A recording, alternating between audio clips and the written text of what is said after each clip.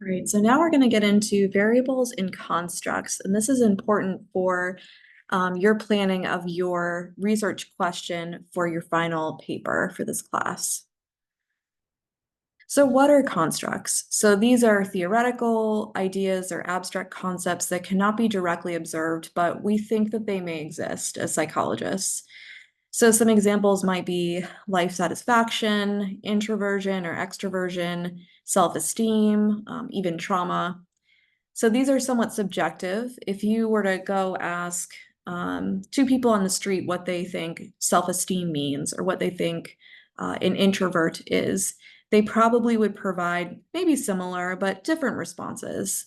They certainly wouldn't have the exact same definition. So there might be signs or indicators of a certain construct. But we need to, as researchers, operationalize or define the concept in research so that we can measure it accurately. So variables in experimental designs. So in an experimental design, this is when the researcher manipulates the conditions and then measures the effects. So in an experimental design, there is something called the independent variable, or IV.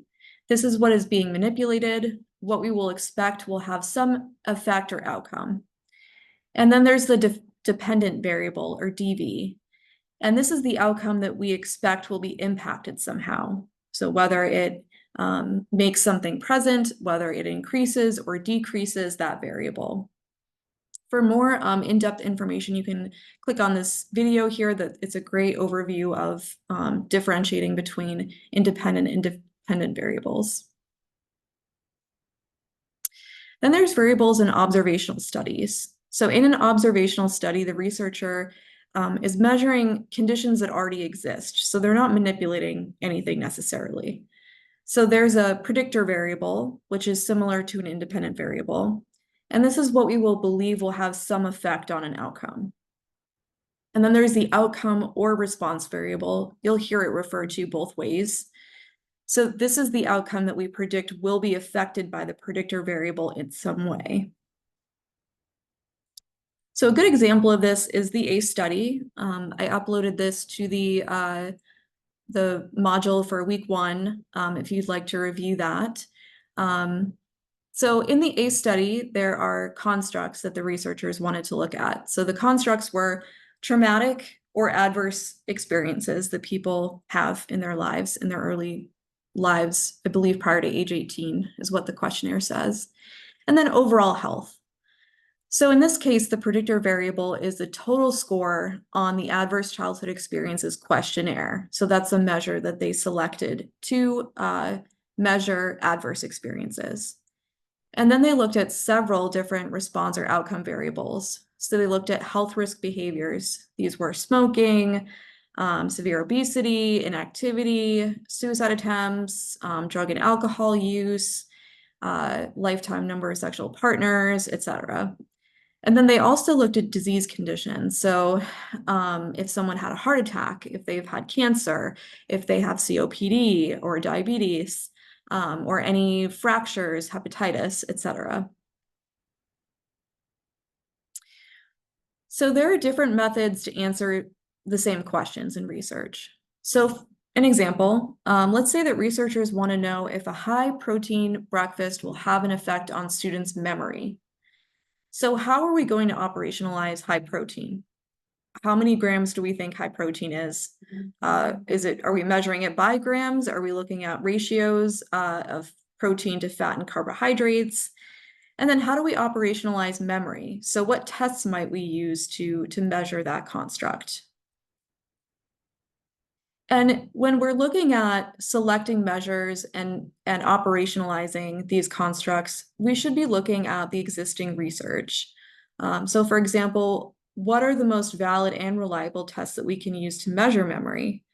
Because we want to make sure that we're consistent with what exists in the research so that we're able to replicate and compare apples to apples, so to speak.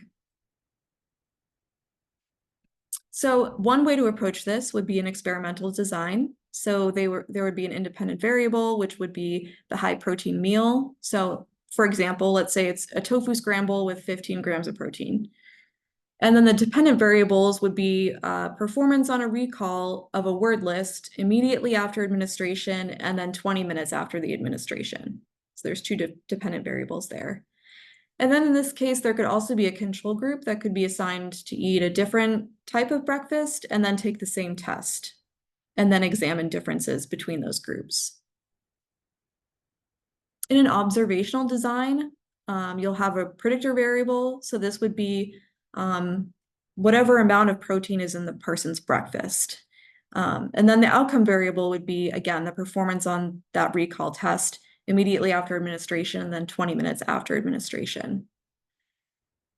And as another example, you could conduct this as a longitudinal design, although logistically it may be more difficult and time consuming. But in theory, you could have participants journal the amount of protein in their breakfasts for a whole year, and then give them periodic tests of memory that you conduct over that year and see if there's any changes over time.